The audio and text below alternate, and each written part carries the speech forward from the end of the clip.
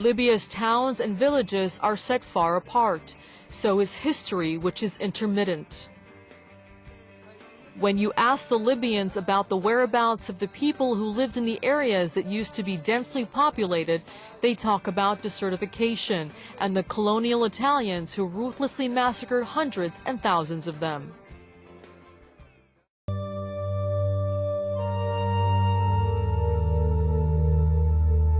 I spent 20 years studying Libyan social history, especially Libyan colonial social history. And he has compiled stories about Italy's mass killings, which have left dark impact on the Libyan cognition.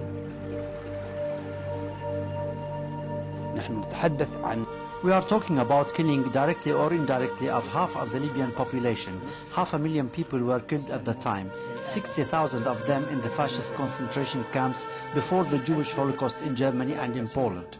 That is why the Italian colonial influence on Libya is so deep, so bloody. It all happened in a short period between 1911 and 1943. كان عميق ودموي برغم أن الفترة قصيرة من 1911 1943.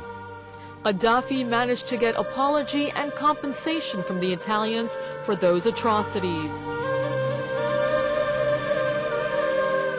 Of his achievements also, he stood behind screening of 2 Hollywood historical movies in Libya. They are The Message and The Desert Lion. This ancient mud castle in the Wadi Shata area used to control this fertile oasis in a vast desert area in the middle of Libya. Control of the desert means control of vital resources, mainly water, farmland, and trade routes.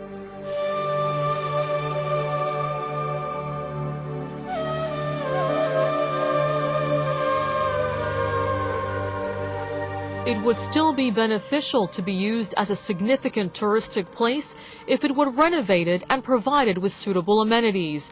But like many similar places here, it has been for decades left prey to negligence.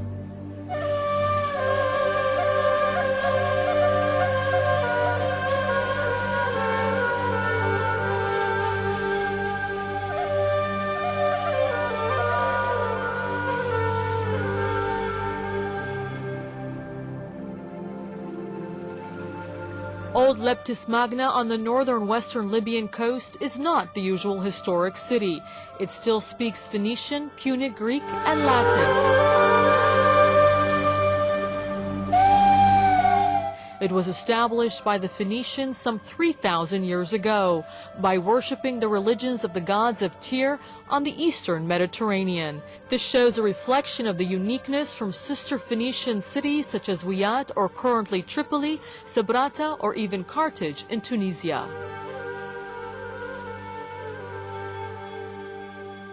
This is what Abdel Latif Al-Mayar, professor of ancient civilizations in Tripoli University, has discovered. He spent most of his academic life studying Phoenician history in North Africa and published a reputable book on the subject. Archaeological evidence shows that Leptis Magna was established by Tyrians. They worshipped the god King Ishtar and the god King Count Ars. Those 2 gods are not worshipped in any other Libyan city like Wiyat and Sabratan, not in any North African city.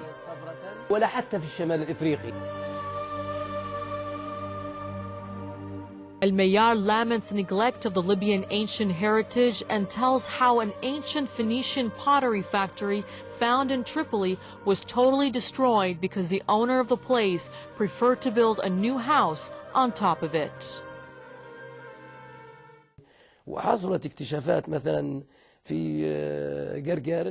Discoveries were made in Gargarish in Tripoli.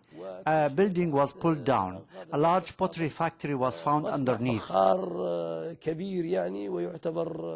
Department of Antiquities took pictures of the sites. No doubt they documented everything, and we hope. But it was not preserved. Of course, in fact, it was not preserved. Keeping ancient things is important because, as you know, they are associated with tourism. Telling the truth has cost many lives in Libya. No wonder the professor choked to fear in the middle of his sentence. للأسف الشديد لا توجد رقابة، لا يوجد. Regrettably, there is no control, no law, especially when the building is erected by an influential official. Gaddafi, who is known to be obsessed with greatness, blamed the foreign blockade for Libya's handicapped progress despite its huge financial and natural resources. He promised prosperity after the settlement with the West, prosperity that eluded the Libyans, as time has proven. He is obsessed with the idea that if the Libyans prosper, they may turn against him and may remove him from power. Even now, unfortunately, he gives contracts to foreign firms, not to Libyans. ولا يسمح ولا يتعاقد مع الليبيين. Top officials, a minister's salary in Libya is $350 a month. The average civil servant's salary is generally in the range of $150 a month. The Great River, his largest project ever, has cost tens of billions of dollars. The Great River is considered as a great civilization achievement, a continuation of those civilizations. The Great River as a project is reasonable, but from a pure economic point of view, it is a failure. Economically, it is of little benefit. To desalinate the seawater is much cheaper than the water produced by the river. Moreover, pumping out the water from the south will leave adverse effects on the oasis. Gaddafi did not build civil institutions or transport and communication networks. He destroyed old systems, but he was keen to build intelligence networks too complex to understand. They served to separate members of every family from one another, networks he saw necessary to tighten his grip on power. There are personal security networks dedicated to Gaddafi and his family, mainly for Gaddafi himself. They consist of circles. Each circle does not know the other. Their main source of recruitment is the revolutionary committee. Shifting overnight from armed green revolution to a revolution in tourism is not easy. However, Gaddafi did it.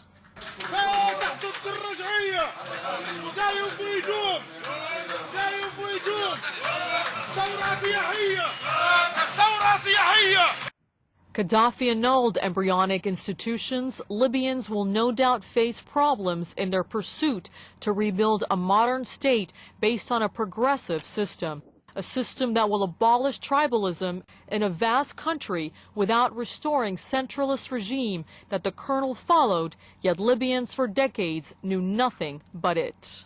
Gaddafi, who inherited a very embryonic state with very few institutions, did not work to build institutions, but actually to destroy them, because he always feared a state, feared the institutions of the state, and said that the state cannot be trusted and power should be given directly to the people. No representations, only people organizing themselves in popular committees who will lead Libya. هل ستتفادى المثالب والأخطاء الفادحة في العراق؟ Are the Libyans going to avoid those grave mistakes committed in Iraq? Are they going to grant security and protection to foreign powers? Are the Libyans in exile going to play a dangerous role on behalf of the foreign powers or not? مجير لمصالح خارجية أم لا؟ Are the leaderships that have started to surface capable of carrying out rebuilding, reunification, and stopping the bloodshed, also setting up justice and reconciliation commissions?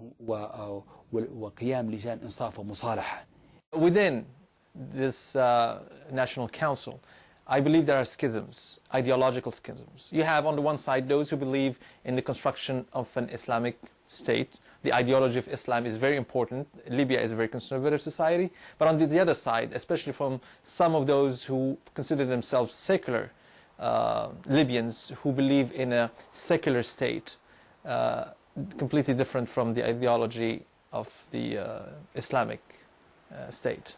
Reunification starts after reconciliation by agreement on the distribution of wealth, on national grounds, with no returns to centralization.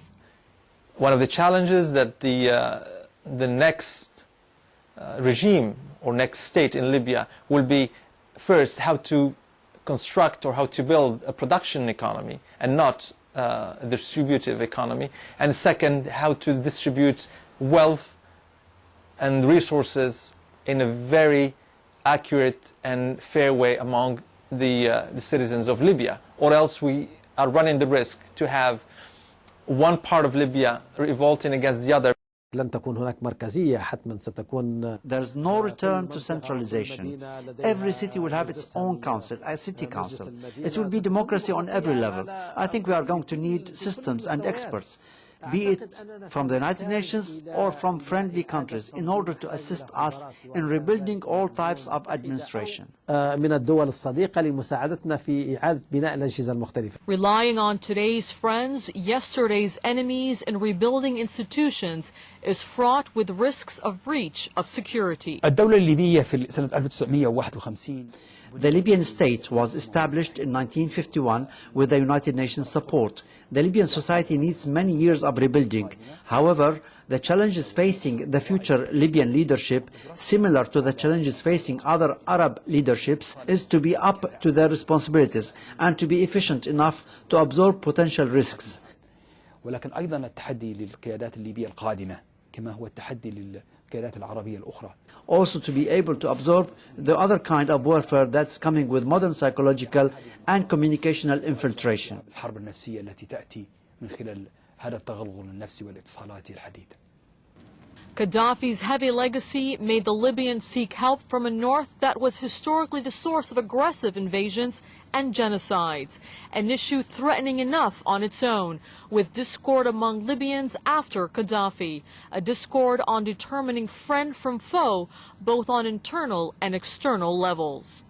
Libyans are deeply worried about the possibility of an Iraqi contagion engulfing their huge country, Gaddafi's country, where the westernizing, dubious present is embarrassed by the easterly shining past.